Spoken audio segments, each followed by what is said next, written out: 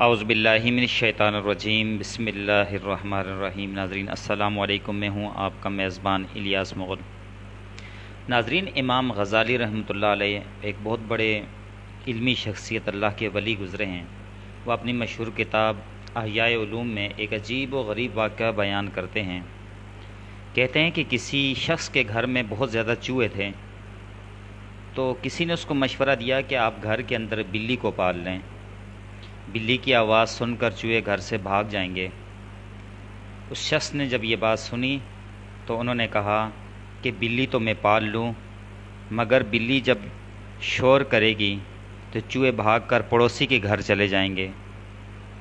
اس طرح جو چیز میں اپنے لیے پسند نہیں کرتا تو میں اپنے مسلمان بھائی اور بالخصوص پڑوسی کے لیے کیسے پسند کر سکتا ہوں۔ اس شخص نے پڑوسی کے حق کا خیال کیا، اور تاجدار کائنات صلی اللہ علیہ وسلم کا وہ ارشاد آپ سب کو پتہ ہے کہ تاجدار کائنات نے فرمایا کہ وہ شخص مومن نہیں، وہ شخص مومن نہیں، وہ شخص مومن نہیں۔ لوگوں نے پوچھا یا رسول اللہ صلی اللہ علیہ وسلم کون شخص مومن نہیں؟ فرمایا جس کے ہاتھ اور زبان سے اس کا پڑوسی محفوظ نہ ہو۔ اللہ تعالی ہم سب کو عمل کی توفیق دے اور پڑوسیوں کے حقوق ادا کرنے کی توفیق دے۔ اللہ تعالی ہم سب کا حامی و ناصر ہو۔ اپنے میزبان الیاس مغل کو دیجیے اجازت۔ اللہ حافظ۔